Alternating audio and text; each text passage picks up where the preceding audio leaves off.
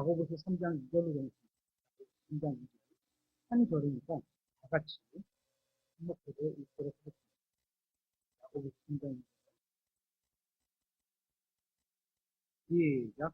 우리가 다 많은 일에 실수를 하나니 만일 어떤 사람이 말에 실수하지 아니하면 바로 그 사람은 완전한 사람이요 또한 온몸을 제어할 수 있는 사람입니다.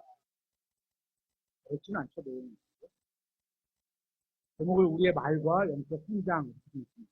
오늘 저희가 살펴보려는 말씀은 그리스도인의 말에 대한 내용입니다. 이 문제는 저희가 가장 실천하지 못하는 주제이면서도 또한 저희가 그리스도인으로서의 생활과 실제적인 삶에 있어서도 가장 빈번하게 겪는 중요한 문제 중에 하나라고 생각합니다.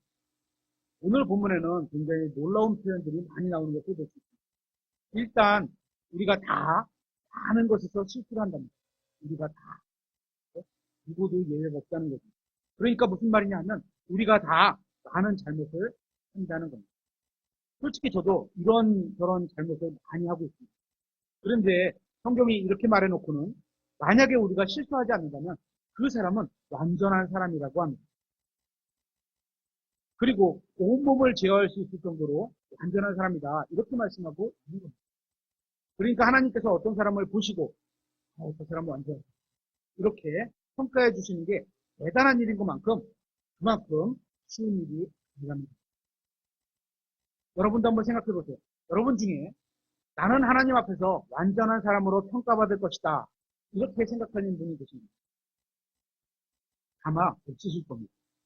그런데 하나님께서 뭐라고 말씀하시냐 하면 말에 있어서 실족하지 않는다면 그러니까 말에서 잘못하지 않는다면 그러면 그 사람을 완전한 사람이라고 평가해 주시겠다는 겁니다.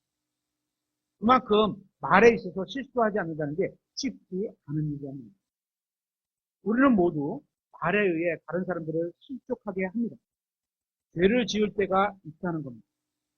잘못된 것을 말해서 실족하기도 하고 바른 말인데도 비꼬거나 업신여기는 태도로 인해서 실족하기도 합니다. 성경은 우리가 다라고 말씀하고 있습니다. 지금 이 자리에 계신 모든 분들은 단 한 사람도 예외 없이 과거에 잘못된 말을 했거나 말로 다른 사람들을 실족하게 한 경험이 많이 있다는 겁니다. 저도 예외는 아니죠. 과거를 돌이켜보면 잘못했던 적이 있고 잘못된 말을 했던 적도 많이 있었습니다. 요즘도 했던 말을 돌이켜 생각해보면 내가 왜 그런 말을 했을까? 정말 쓸데없는 말인데 하며 정말 후회하기도 합니다. 비록 제가 다른 사람을 실족하게 하려는 의도는 아니었지만 실족하게 한 적이 있다는 겁니다. 그렇게 모든 사람은 말로 다른 사람들에게 상처를 주기도 하고 다른 사람부터 상처를 주기도 합니다. 다시 2절에서 말에 실수하지 않으면 온몸을 제어할 수 있다. 이렇게 말씀하고 있습니다. 이 말의 의미를 한번 생각해 보세요. 여러분은 여러분의 몸에 속한 그 어떤 지체보다 혀를 통제하기가 더 어렵다는 겁니다. 손을 통제할 수는 있죠. 어느 정도. 발도 어느 정도는 통제할 수 있죠. 안 가고 이렇게 나쁜 짓을 안 하게 할 수 있죠. 제가 저를 생각했을 때도 혀를 내 마음대로 통제할 수 있을 것 같은데 사실은 전혀 그렇지 않습니다. 근데 말은 막 나와요. 생각하지도 않고도 막 나오고 손이나 발이나 귀나 눈보다 혀를 통제하는 게 훨씬 더 힘들다고 말씀하고 있는 겁니다. 성경은 혀를 통제할 수 있는 사람은 모든 것을 다 통제할 수 있다. 이렇게 말씀하고 있습니다. 그러면서 3절에 예를 하나 들고 있는데요. 3절에 보면 보라 말들이 우리에게 순종하게 하려고 우리가 말들의 입에 재갈을 물리나니 이로써 우리가 그것들의 온몸을 돌리느니라. 또한 배들을 보라. 그것들이 그렇게 커도 사나운 바람에 밀려가되 타공이 매우 작은 키 하나로 어디든지 자기가 원하는 곳으로 그것들을 돌리느니라. 사람보다 훨씬 힘이 세고 강한 말들도 여기서 말하는 말은 동물 말하는 거죠. 동물을 말하는 거죠. 말의 입에 물린 작은 재갈을 통해서 방향을 제어하고 통제할 수 있다는 거예요. 혹시 말 타보신 분 있어요? 말 타보셨어요? 이렇게 말을 이렇게 하면 이렇게 가고, 이렇게 하면 자갈에 물린 끈으로 가고, 이렇게 하면 이렇게 가고, 이렇게 하면 이렇게 가고, 이렇게 하면 하고. 이건 우리도 마찬가지라는 겁니다.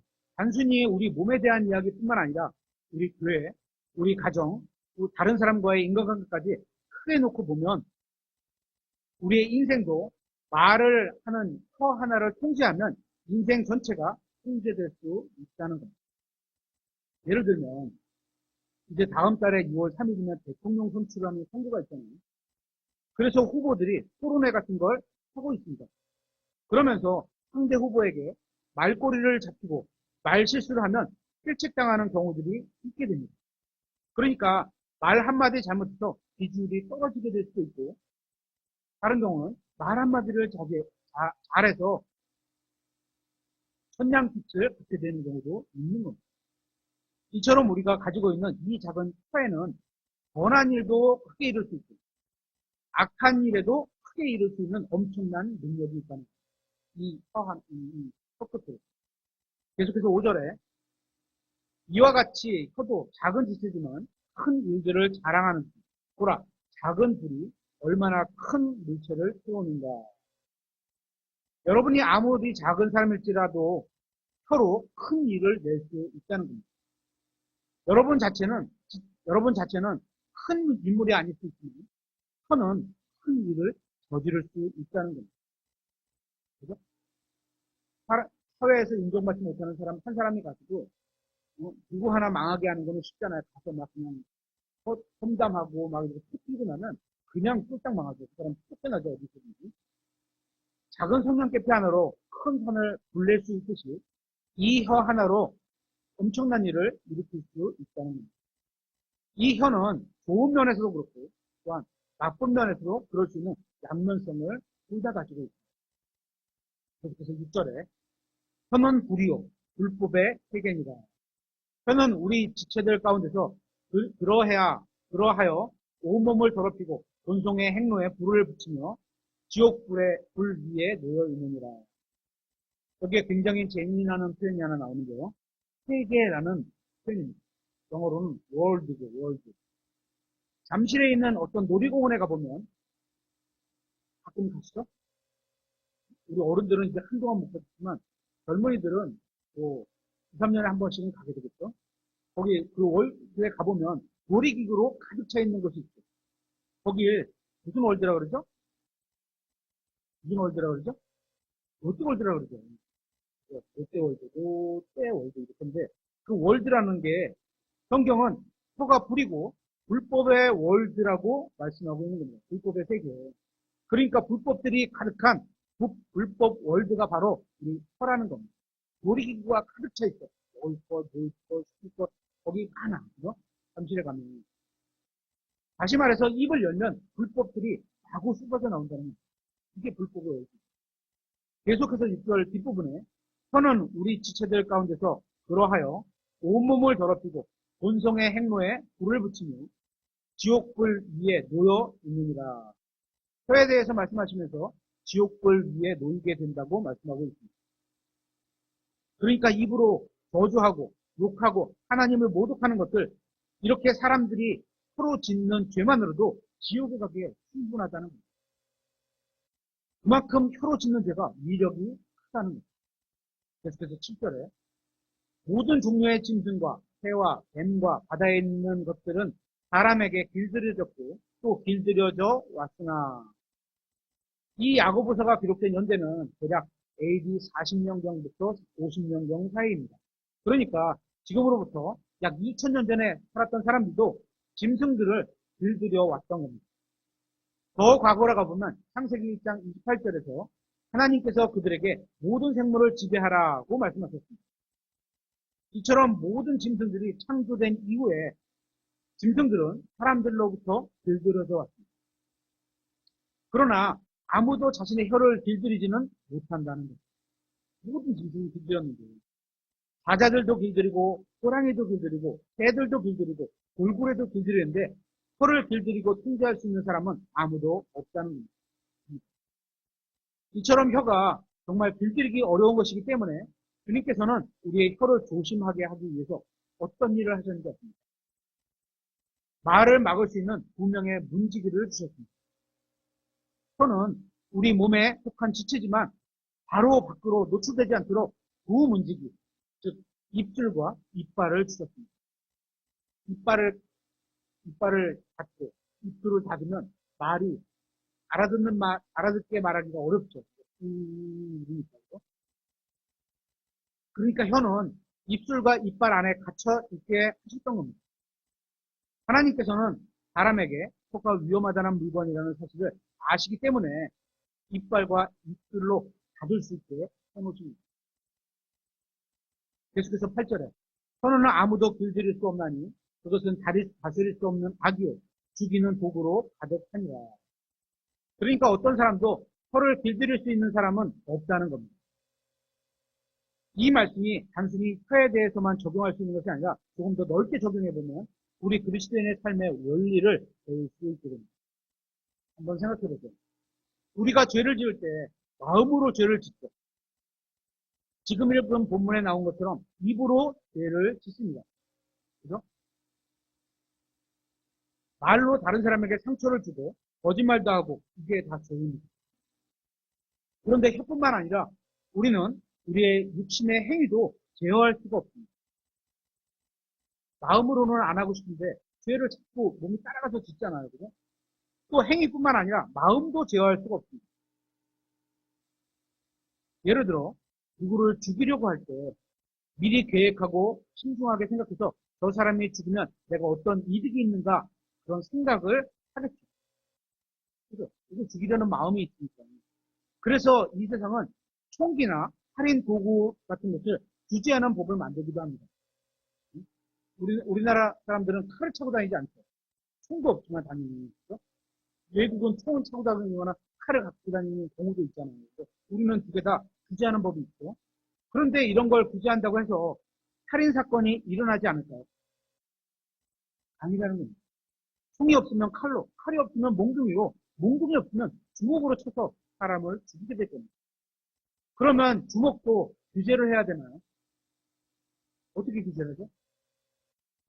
그건 규제할 수가 없어요. 그러면 어떻게 하느냐 하면 마음을 규제해야 한다는 겁니다. 왜냐하면 모든 행동은 마음에서 나오기 때문입니다. 내가 저 사람을 미워하니까 그 미워하는 방식으로 살인을 하건 해를 입히건 때리건 이런 경우가 생기는 거죠. 그러니까 사람의 문제는 마음이라는 겁니다. 그래서 하나님께서 마음에 대해서 이렇게 말씀하셨습니다. 예레미야서 17장 9절 한번 찾아보겠습니다.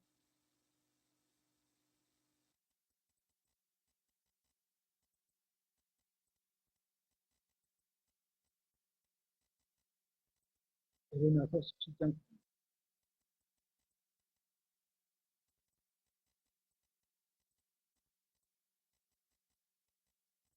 마음은 모든 것보다 거짓되고 제일 거짓되다는 얘기죠. 극도로 사악하니 그냥 악한 정도가 아니고 사악해. 그것도 극도로 사악해. 그러니까 마음이. 누가 그것을 알 수 있고 얼굴로는 웃어도 마음으로는 그 사람 미워할 수 있고 미워해 죽일 수 있습니다. 사람을 죽이게 되는 거는 도구가 문제가 아니라 마음의 문제라는 거죠. 그래서 그리스도인들은 자기 마음을 규제해야 하는 겁니다. 그런데 성경에 의하면 행위도 제어할 수가 없고 코도 제어할 수가 없고 마음도 제어할 수가 없습니다. 다른 사람이 우리 자신을 몰라서 그렇지 우리가 마음으로 죄를 짓는 경우가 굉장히 많이 있습니다. 마음에 나쁜 생각이 들 때가 있고 화가 날 때도 있습니다. 다 죄죠. 그래서 성경은 어떤 사람도 자기 혀나 자기 육체나 마음을 길들일 수 있는 사람이 없다고 하는 겁니다. 이게 우리 인간으로서 절망적인 일인 겁니다. 그러니까 인간 스스로는 의로워질 수 없다는 겁니다. 그런데 성경은 여기서 끝이 아니라 감사하게도 어떤 사람도 혀를 길들일 수 없다는 이 성경신 이 말씀을 바꿔서 생각해보면 하나님은 우리의 혀를 길들여 주실 수 있다는 겁니다. 하나님은 우리의 행위도 길들여 주실 수 있다는 겁니다. 하나님은 우리의 마음도 길들여 주실 수 있다는 겁니다. 여기에 영적인 승리의 비결이 있는 겁니다. 내 힘으로 하려고 하면 그것은 불가능한 일인데 주님께서는 나를 통해서 일하시면 가능하다는 겁니다. 그게 믿음으로 하는 일이죠. 우리는 구원도 우리 힘으로 받은 게 아니었던 것을 잘 알고 있습니다. 그렇죠. 주님의 은혜와 믿음으로 받았습니다. 그래서 하나님의 선물이라고 하는 거죠. 우리가 구원받을 때 내 힘으로 구원받을 수 없겠다 그런 사실을 깨닫고 나서 십자가 앞으로 나온 거잖아요. 그래서 구원을 받았던 겁니다. 이 영적 원리는 우리의 영적 성장에도 그대로 적용됩니다. 내 힘으로는 불가능하다는 걸 깨닫고 십자가 앞으로 나아가 오는 겁니다. 주님께서 해달라고, 주님께서 나를 통해 이루시고자 하는 선한 일들을 이루어달라고 그렇게 나와야 하는 겁니다. 그래야 영적으로 성장하고 또 승리할 수가 있는 겁니다. 성경에 의하면 여러분이 혀를 길들일 수 없지만 여러분이 구원받았다면 여러분 안에는 성령님께서 계시기 때문에 그 성령님께서 여러분의 혀를 길들여 주실 수 있고 또 여러분의 마음도 제어하실 수 있다는 겁니다. 계속해서 야고보서 8절, 3장 8절을 보겠습니다. 혀는 아무도 길들일 수 없나니 그것은 다스릴 수 없는 악이요 죽이는 독으로 가득하니라. 어마어마한 말이죠. 여러분 의지만으로는 결코 혀를 통제할 수 없다는 겁니다. 혀는 여러분에게 순종하지 않을 겁니다. 다음 절의 구절. 그것으로 우리가 하나님 곧 아버지를 찬송하며 또 그것으로 우리가 하나님의 모양대로 만들어진 사람들을 저주하느니라. 같은 입에서 찬송과 저주가 나오는데 내 형제들아 이것들이 결코 그리 돼서는 아니 되느니라. 우물을 팠는데 어느 날은 샘물, 깨끗한 물이 나오고 어떤 날은 수정물이 나오고 들쑥날쑥 그럴 수 있어요? 없어요? 없다는 겁니다. 그래서도 안 된다는 거죠. 우리는 방금 전에 하나님을 찬양했습니다. 맞나요? 네. 그런데 교회가 아니라 세상으로 나가 살면서는 우리가 다른 사람을 욕할 때도 있습니다. 특히 운전할 때 내 운전 스타일과 조금만 달라도 뭐 한 1초 늦게 출발한다거나 그러면 쌍조 운전에 힘들고 또 방향지시 등을 늦게 켜거나 안 켜고 들어오면 막 화가 나죠. 그렇죠? 상대방의 상황을 다 이해하지 못하고 욕설을 할 때가 있을 겁니다. 그런데 우리는 구원받은 하나님의 자녀로서 하나님을 찬양하기도 하지만 너무나도 많은 경우에 하나님께서 창조하신 사람을 저주하기도 합니다. 주님께서 창조하신 이 놀라운 혀를 통해서 주님께 영광을 돌리기도 하지만 또한 주님께서 창조하신 사람을 비웃고 조롱하고 함부로 판단할 때도 있는 겁니다. 그런데 잘 생각해 보셔야 할 것은 다른 사람들을 함부로 정죄하거나 판단하면 그 사람을 만드신 하나님을 비웃는 것일 수도 있다는 겁니다. 어떤 사람이 예술 작품을 하나 보러 갔어요. 근데 그 예술 작품을 보고서 자기 생각으로 비웃어. 그러면 그 작품을 만든 그 사람을 비웃게 되는 겁니다. 그죠? 그러니까 다른 사람을 함부로 비웃는다는 건 그 사람을 만드신 하나님을 비웃는 것일 수도 있다는 겁니다.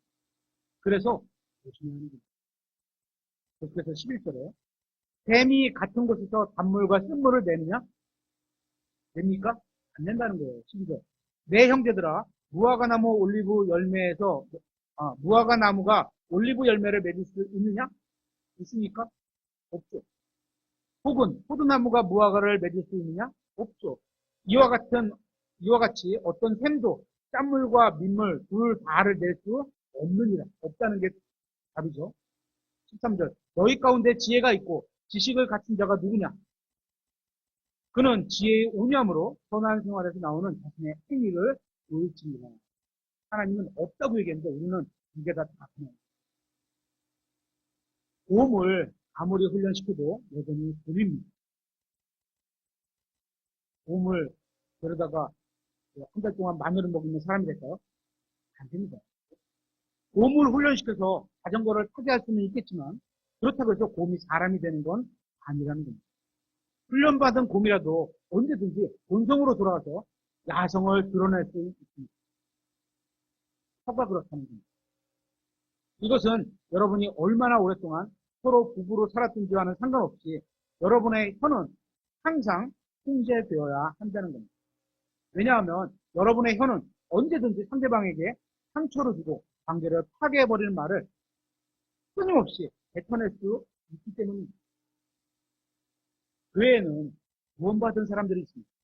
그래서 서로 사랑하고 오랫동안 교제를 나눕니다. 그런데 어느 날 서로를 통제하지 못해서 육신적이 되어서 본능에 따라 서로를 놀려서 교회 안에서 어떤 잘못된 말을 할 수가 있을 겁니다. 그죠? 우리가 항상 성령 충만한 건 아니니까. 성경은 이걸 다른 표현으로 지옥불과 같다 이렇게 말씀하고 있는 거예요. 이게 서로 놀려갖고 잘못된 일이 아닙니다. 그만큼 우리의 말이 강력하다는 겁니다. 곰은 곰의 본성대로 행합니다. 우리의 혀도 마찬가지입니다. 아무런 통제를 하지 않고 그대로 두면 혀도 거듭나지 못한 본성 그대로 행하면서 다른 사람을 마구 공격하게 될 겁니다. 그래서 우리는 반드시 자신의 혀를 통제시켜야 하는 겁니다. 또한 아무리 훈련받은 곰이라 할지라도 우리 안에 가두어 놓아야 하는 겁니다. 그렇지 않으면 언젠가는 큰일 나게 될 겁니다. 누군가가 말하려는데 하나님의 말씀을 말하는 것 같이 해야 한다는 겁니다. 하나님께서 우리의 혀가 마음대로 놀리지 못하도록 주신 고추병이 있는데 이빨과 입술입니다. 이것들로 혀를 가둬놔야 하는 겁니다. 이걸 풀어줄 때는 아주 신중하게 밝은 정신일 때 풀어줄 수 있는 겁니다. 한번 인국이가 이빨을 닫고 이빨을 두 개로 붙이고 입술을 닫고 아버지 한번 해보세요. 아버지 한번 해보세요. 이빨을 닫고 이렇게 그리고 입술을 닫고 이렇게밖에 안 되죠. 무슨 말인지 모르잖아요. 그죠? 곰을 가둬놓지만 공연을 할 때는 풀어줘야 하는데요. 그죠? 그래서 조련사가 같이 들어가서 공연을 하게 되는데 그때는 아주 신중한 상태에서 풀어줘야 하는 겁니다. 만약을 대비해서 어떤 조치를 미리 취해놔야 됩니다. 만약에 공연 중에 곰이 갑자기 조련사를 공격하면 화가 날 수도 있잖아요. 곰이 갑자기. 평상시에 잘 통제돼가지고도 안 될 수도 있잖아요.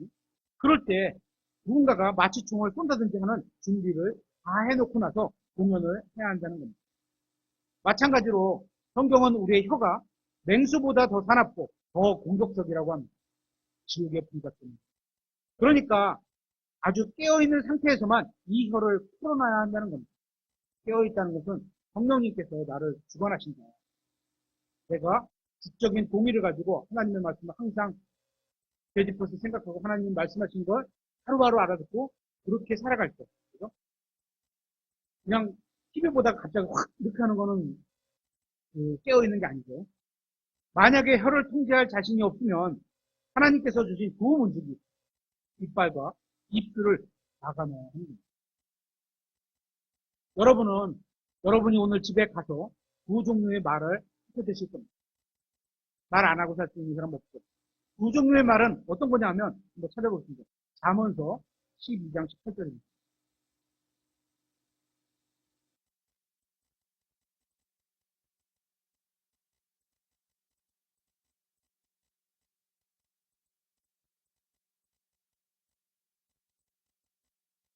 잠언서 12장 18절.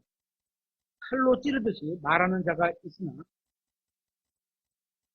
대부분이 그렇죠. 말하면 상대방에게 막 분수가 꽂히죠. 저도 굉장히 그런 게 많은데 칼로 찌르듯이 말하는 자가 있으나 지혜로운 자들의 혀는 건강하게 하느니라. 둘 중에 하나를 하겠죠. 우리가 말하는. 그러니까 성경에 의하면 여러분의 말은 누군가를 상하게 할 수도 있고 건강하게 할 수도 있습니다. 여러분의 말은 누군가를 도와줄 수도 있고 완전히 망쳐버릴 수도 있는 겁니다. 여러분의 입술과 이빨 안에 있는 그 작은 지체로 다른 사람을 칼로 찌르듯이 더 큰 상처를 줄 수도 있다는 겁니다.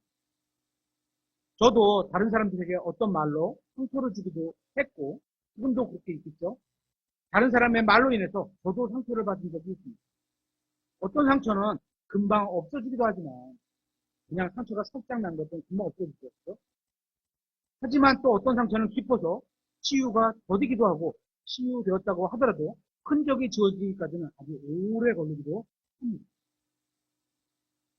그런데 성경에 의하면 여러분의 혀에는 다른 사람의 상처를 싸매주고 고쳐줄 수 있는 약도 들어있는 겁니다. 우리가 어떤 말을 하느냐에 따라서 약이 되기도 하고 독이 되기도 하는 거죠. 그래서 여러분은 다른 사람을 세워주고 힘을 주고 용기를 주고 도와주고 복을 주는데 혀를 사용할 수 있다는 거예요. 하지만 같은 혀가 다른 사람을 망쳐버리는데 사용할 수 있는 거예요. 인간의 본성은 의를 행하지 못합니다. 구원받은 사람의 옛 본성도 마찬가지로 의를 행할 수가 없습니다. 옛 본성, 새 본성만이 의를 행하는 거죠. 그런데 거듭난 사람에게는 성령님께서 주신 하나님께 속한 새로운 본성이 하나 더 있습니다. 우리 지난주에 그래서 하나님의 아들들이 되는 본능을 들었었는데 거기에 하나님의 본성을 갖고 새로 태어났다 이렇게 말씀을 드렸잖아요. 이 새로운 본성만이 의를 행할 수가 있습니다. 그러니까 우리 안에 구원받은 사람 안에는 두 본성이 다 있는 겁니다. 아담으로부터 물려받은 옛 본성이 그대로 있고 또 예수님을 믿는 순간 성령님께서 내 안에 들어오셔서 새로 태어나게 하신, 그래서 우리가 거듭났다고 얘기하는 거죠. 그렇게 새로 태어나 낳아주신 새로운 본성이 있습니다. 그러니까 거듭났다는 게 그냥 상징적으로 그냥 이런 건가 보다 이런 게 아니라 진짜로 태어난 거예요. 그렇죠? 진짜로 태어난 거예요. 예수님을 믿으니까 그냥 인생이 새롭게 다시 펼쳐진다 그런 의미가 아닌 겁니다. 실제로 성령님께서 내 안에 들어오셔서 다시 태어나 낳아주셨던, 그러면서 하나님께 속한 새로운 본성을 갖고 태어나게 됩니다. 그러니까 우리의 혀는 의로운 일에 사용할 수도 있고 새 본성에 따라서 또 불의한 일에 사용할 수도 있는 겁니다. 옛 본성에 따라서. 구원받기 전에는 불의한 일에만 사용할 수 있었을 뿐이었는데 이제 구원받고 나서는 사람을 살리고 고치고 세워주는 일에도 혀를 사용할 수 있게 됩니다. 이제 여러분은 여러분의 혀를 어디에 사용하실 건가요? 사람에게 복이 되는 데 사용하실 건가요? 아니면 다른 사람을 저주하는 데 사용하실 건가요? 하나님을 찬양하는 데 사용하실 건가요? 아니면 하나님께서 창조하신 사람을 조롱하고 비우는 데 사용하실 건가요? 다른 사람에게 상처 주는 칼처럼 사용하실 건가요? 아니면 다른 사람을 고쳐주는 약처럼 사용하실 건가요? 잠언서 18장 21절은 이렇게 되어 있습니다. 사망과 생명이 혀의 권능 안에 있나니. 사망과 생명이 혀의 권능 안에 있나니. 권능을 주어졌는데 이게 혀하고 관련되어 있습니다. 혀를 사랑하는 자들은 그것의 열매를 보게 됩니다. 여러분이 혀를 어떻게 사용하느냐에 따라서 사망과 생명의 길이 갈리는 겁니다. 예를 들면 어떤 차를 보면, 어떤 기업을 보거나 차를 보면 그 광고 홍보하면서 차에다가 Jesus loves you 이렇게 돼 있어요. 예수님께서 당신을 사랑하십니다. 이런 스티커를 붙이고 다니죠. 자신이 예수님을 믿는다는 걸 표시하듯이 스티커를 붙여놓은 사람들이 있습니다. 그렇죠? 멋지게 생각되긴 해요. 그렇죠? 거기에 합당한 삶을 살면 더 이상 얘기할 수 없어요. 그런데 그 차를 운전하다가 자신과 운전 스타일이 너무나 다른 운전자가 주행하는 것을 만나게 됩니다. 그때 운전 중에 도로에서 서로 싸움을 하는 겁니다. 운전 중에 다 같이 가고 있는데 창문을 내리고 욕을 시원하게 버립니다. 그러면 어떻게 될까요? 상대편 운전자가 이렇게 생각했죠. 저 사람 교회 다니는 사람 같은데 와 진짜 욕 잘하네. 그러면서 이럴까요? 나도 예수님 한번 믿어볼까? 이렇게 생각할까요? 아니겠죠. 그러니까 우리가 하는 어떤 작은 말 하나 때문에 나의 육신을 절제하지 못한 말 한마디 때문에 어떤 사람이 예수님을 믿지 않겠다고 결심할 수도 있는 겁니다. 하지만 반대로 여러분이 누군가에게 부드럽고 원하게 이야기를 하면서 복음을 전한다면 그 사람이 나의 말 때문에 예수님을 믿게 될 수도 있다는 겁니다. 이처럼 여러분은 듣는 사람에게 영원한 생명을 가져다 주는 말을 할 수도 있고 예수님의 복음으로부터 마음을 떠나게 하는 말을 할 수도 있습니다. 이처럼 혀는 엄청난 능력이 있습니다.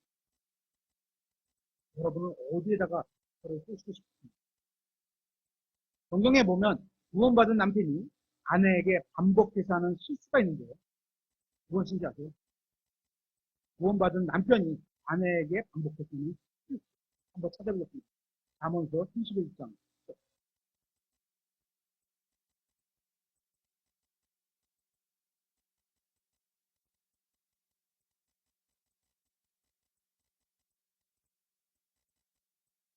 누가 현숙한 여인을 발견할 수 있느냐? 그녀의 값은 루비보다 훨씬 더 나가느니라. 그녀의 남편의 마음이 그녀를 편안히 신뢰하므로 그는 노량모를 필요하지 아니하겠고. 이 말씀하겠죠. 이 본문이 말씀하시는 게 무엇인지 이해하시겠어요? 만일 형제 여러분이 현숙한 아내를 맞이했다면 그녀는 여러분을 신뢰하고 떠나지 않을 겁니다. 그래서 이런 현숙한 여인을 아내로 둔 사람은, 형제는 영적인 부자가 되는 겁니다. 왜냐하면 현숙한 여인은 루비 같다고 말씀하고 있습니다. 루비는 보석입니다. 보석을 갖고 있는 사람은 부자라고 하잖아요. 그래서 현숙한 아내를 둔 남자는 영적으로 부자인 겁니다. 성경에 의하면 이것이 바로 아내에 대한 말씀입니다. 여러분의 아내가 현숙한 여인이라면 여러분은 부자입니다. 그러면 현숙한 여자를 아내로 둔 남편은 어떻게 해야 할까요? 그 아내를 소중히 다뤄야 하는 겁니다. 왜냐하면 보석을 막 다루는 사람이 없기 때문입니다. 막 보여주고 막 내돌리고 이런 사람 없죠. 진짜 깨끗하게 흠집 안 나게 깨끗하게 사셔서 진짜 귀중하게 여기서 살잖아요. 보석같이 소중히 다뤄야 합니다. 그래서 현숙한 아내로 둔 남편은 아내를 소중히 대해야 하는 겁니다. 그 현숙한 여인의 특징이 잠언서 31장에 잘 나와 있습니다. 이 말씀들을 다 살펴볼 것은 아니고요. 여기서 우리가 좀 생각해 봐야 하는 게 있는데, 우리는 그리스도와 정혼된 신부죠. 그죠? 그래서 형제나 자매나 할 것 없이 그리스도의 정혼된 신부된 자격을 갖고 있고, 그러니까 이 여인을 우리에게도 적용할 수 있는 겁니다. 그래서 하나님의 말씀을 통해서 나는 현숙한 여인인지 한번 판단해 볼 수 있게 되는 겁니다. 26절 한번 보겠습니다. 이 현숙한 여인인지 어떻게 사는지 3절만 보겠습니다. 31장 26절. 그녀는 지혜롭게 자기 입을 열고, 입을 열 때 지혜로운 말입니다. 지혜이신 그리스도. 그렇죠? 예수님에 관한 말, 예수님을 통한 말, 예수님을 전하는 말, 이런 말입니다. 그때만 입을 열어. 자기 혀 속에 친절의 법을 두니라. 그러면서도 말하는 게 굉장히 친절해. 그러니까 10절에서 현숙한 여인을 루비 같다고 같은 여자로 설명하시면서 26절에는 그녀가 입을 열고 자기 혀 속에 친절의 법을 둔답니다. 그러니까 말이 굉장히 친절하다는 거죠. 이게 현숙한 여인의 특징인 겁니다. 친절한 말. 현숙한 여인은 정숙하지만 입을 열어서 지혜롭고 친절한 말을 합니다. 그러니까 지혜롭긴 한데 친절이 없다면 그건 현숙한 여인이 아닌 겁니다. 그래서 저는 제가 입을 열 때마다 친절하고 다른 사람에게 도움이 되는 말을 하기를 원하며 그런 기도를 하고 있습니다.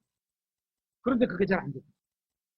제가 제 혀를 제어하지 못하니까 우리가 하는 말이 다른 사람에게 도움이 안 되는 말도 나오는 겁니다.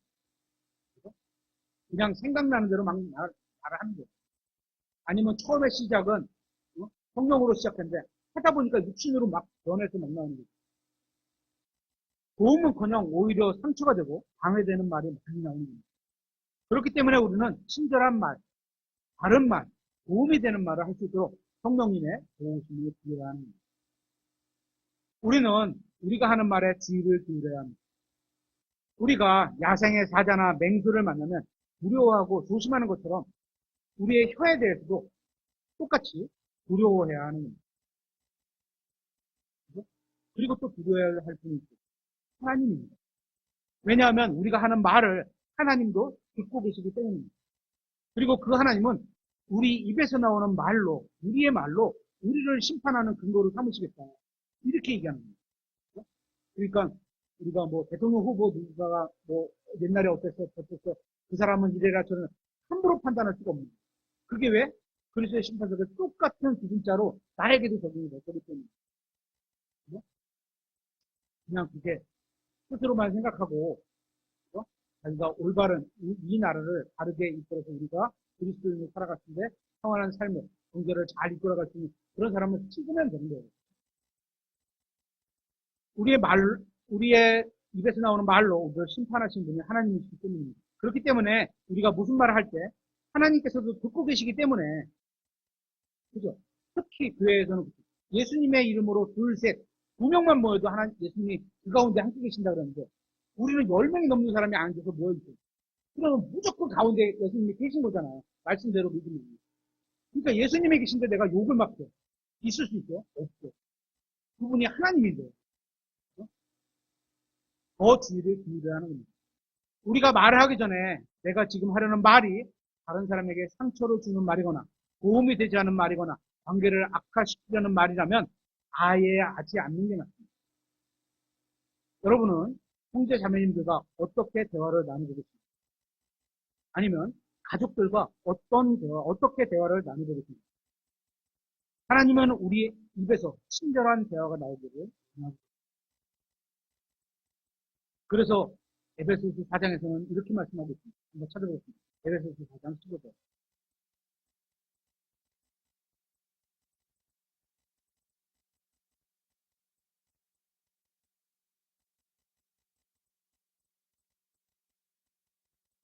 오히려 사랑 안에서 진리를 말은 해야 돼요. 말을 안 할 수는 없어요. 근데 말하는 게 뭐를 말해야 돼? 진리를 말해야 돼. 진리를 말하는데 어떤 마음가짐으로 해서 사랑하는 마음으로 진리를 말해요. 그러니까 잘 되길 바라고, 성장하길 바라고, 좋아지길 바라는 마음으로 해야 돼요. 모든 일에 성장하여 그분께 다다르게 합니다. 이따 오후 시간에 살펴보겠지만, 교회에 성령님께서 은사를 주신 이유가 이거죠. 모든 일에 성장하여 그분께 다다르게 하라 합니다. 이유가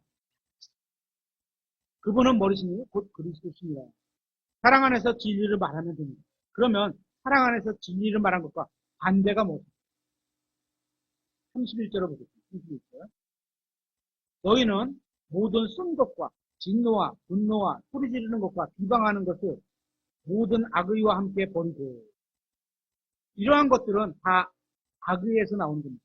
악한 마음, 분노, 소리 지르는 것, 안 되고, 비방하는 것, 그래서 혼담하는 것도 되겠죠. 이런 게 다 악한 마음에서 나옵니다. 그래서 이런 것들을 버리자는 겁니다. 그러면 어떻게 해야 하느냐 하면 사랑을 가지고 진리를 말하면 됩니다. 이렇게 하도록 우리는 노력해야 합니다. 한번 생각해 보세요. 어떤 집에는 진리를 말하되 사랑을 가지고 말을 합니다. 그런데 다른 집에는 화를 내고 소리 지르면서 비방을 합니다. 니네 아빠는 말이야, 니네 엄마는 말이야. 그러면 그 집에 속한 자녀들이 제대로 된 생각을 가질 수 있어요. 모든 가족 구성원들이 사랑 안에서 진리를 말하는 집에 속한 사람만이 제대로 된 생각을 갖게 될 겁니다. 이런 가정에 있는 부부라면, 이런 가정에 있는 자녀라면 더욱 견고한 믿음의 부부가 될 것이고, 또 아버지, 어머니, 자녀라면 믿음의 사람으로 성장해 갈 겁니다. 이 세상에는 악한 말들과 비방과 소리 지르는 것들이 가득합니다. 이처럼 이 세상은 이미 쓰레기 같은 말들로 가득합니다. 그런 걸 가정으로 갖고 들어오면 안 되고, 그런 걸 교회로 갖고 들어오면 안 되고, 세상에서 그런 걸 들었다면 빨리 하나님 말씀으로 씻어서 버려야 돼요. 그러나 여러분의 가정을 쓰레기 같은 말로 채울 필요는 없습니다.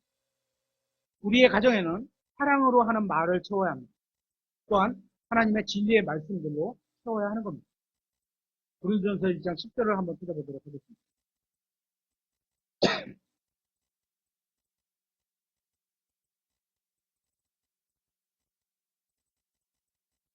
인도교회는 그렇게 아름다운 모습이 없는 교회인데 아름다운 교회가 되기를 원하는 그런 마음으로 큰 교회가 되고 있습니다.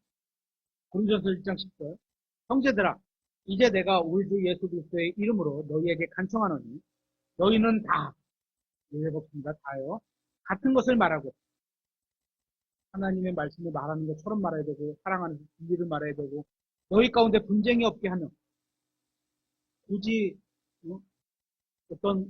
어떤 걸 가지고 서로 푸득푸득 이견이 달라서 그럴 필요가 없는데 하며 같은 생각과 같은 판단 안에서 완전히 함께 결합하라. 완전히 함께 결합. 굉장히 아름다운 교회의 모습을 보여주고 있습니다. 결합된다면. 실행과 관련해서 모든 교회와 가정이 이와 같다면 얼마나 아름다울까. 모든 교회와 가정이 이렇게 연합한다면 얼마나 아름답겠습니까. 가정이나 교회에서 분쟁이 없게 하려면 바르게 말을 해야 한다는 겁니다. 하나님의 말씀과 같은 그런 말을 해야 하는 겁니다. 제 말은 성경에 기록된 것만 인용해서 이야기하라는 것이 아니라 하나님의 말씀으로 우리의 생각과 마음을 씻어내서 말을 해야 한다는 겁니다. 우리가 항상 성경에 있는 말만 하고 살 수는 없잖아요.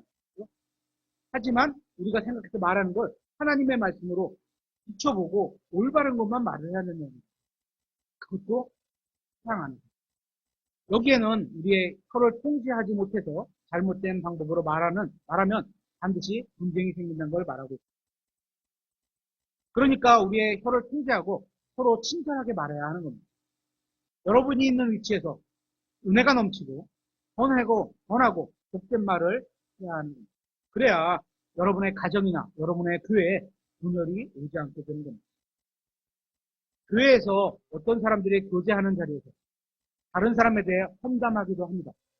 그렇죠? 얼마나 재밌고 얼마나 뭐죠? 세상 말로 하면 안주거리라는 표현으로 쓰잖아요. 아무 험담하고 뒤에서 뒷담화하고 막 이런 거를. 그런데 험담은 진정한 교제가 아닙니다. 우리가 아직 육신에 속기 때문에 험담이 재미있을 수는 모르지만 그건 교제가 아닙니다. 다른 사람에 대해 걱정하는 척하면서 험담을 하기도 합니다. 그것도 교제가 아닙니다. 성경이 말하는 교제는 하나님의 말씀을 가지고 다른 사람을 세워주는 게 교제의 일입니다. 그래서 우리는 혀를 악하지 않고 원하게 사용해야 합니다. 다 같이 10편, 19편, 14절을 찾아서 읽고 마치도록 하겠습니다. 10편, 19편, 14절. 이 말씀은 다윗이 쓴 건데요. 그가 구약 성도의 고백이긴 하지만 우리 그리스도인들에게도 이 말씀처럼 산다면 그리스도의 심판석에서 주님께서 정말 많은 칭찬을 듣게 될 것이라고 생각해서 이 말씀을 마지막 말씀으로 줍니다. 다 같이 찾으셨으면 한목적으로 읽고 예배를 마치도록 하겠습니다. 찾으셨으면 10편, 19편, 14절 시작. 오 나의 하나님 힘이시오 나의 구속자이신 주여 내 입의 말들과 내 마음의 묵상이 주의 눈 앞에서 주께서 받으실 만한 것이 되기를 원하나이다.